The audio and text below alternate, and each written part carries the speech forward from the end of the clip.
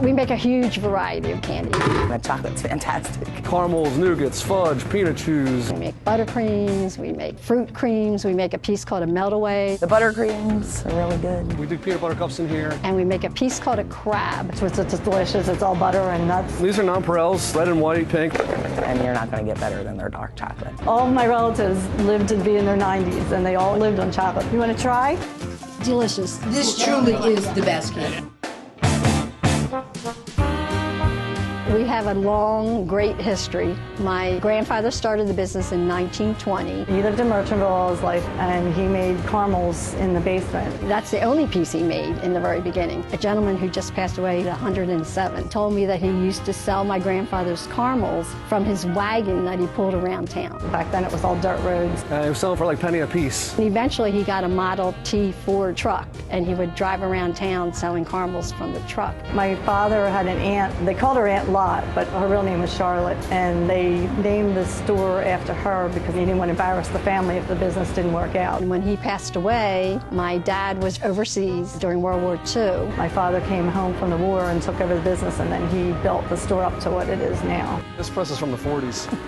This is really the third location. We actually had two stores on Center Street, which is only a couple blocks away. It was a feed store before we got to it, and 1971. My granddad saw an opportunity. He thought, man, this could be an awesome store to have a candy shop. 3231. The bank turned down my father on a loan because he told him he didn't think it was going to make it, and it was a dumb idea. 769 and change. My father had a lot of vision, and his vision turned out to be right. We're in business for 100 years now. We make all the candy upstairs. My granddad set this up. He was my inspiration. Like, he taught me how to make all this stuff.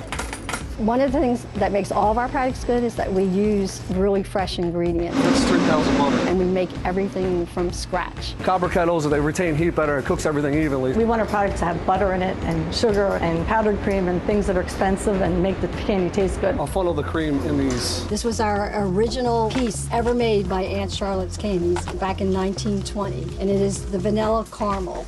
We still have the old recipes. My mom's safe deposit box, and we have a caramel machine out on the front porch of our store, which was the only machine when he started the business. I have tasted a lot of caramels in my life, and I don't think anybody can beat our caramel. Tasting the candy, making sure it's good is my job, so I do that all the time. It's absolutely scrumptious. And all the candy makers that I know live to be in their 90s, so there must be something good about it. I've tasted everything that we sell. I mean, I eat 35 pieces a day. It gives me energy. I probably eat 30 pieces at least a day. Sometimes I don't even know what's in my mouth. It's not fattening if you stay busy, and I'm always busy. So. This is my workout for the day. We work really, really hard. I think a lot of people think that candy making is easy. It's a lot of moving around. It's not an easy job. Oh, hold on, can I pour this? We all, grew up helping in the business, and it's a family atmosphere. My Uncle Vern made me all these dyes. Ryan was in the factory with me as a little boy. We put him in a little chocolate box to feed him. I was born and raised into this. I'm the fourth generation. My daughter was in a playpen once, and she got out, and we didn't know it because she was really, really quiet, and she was sitting on the floor with a bucket of chocolate. She liked dark chocolate.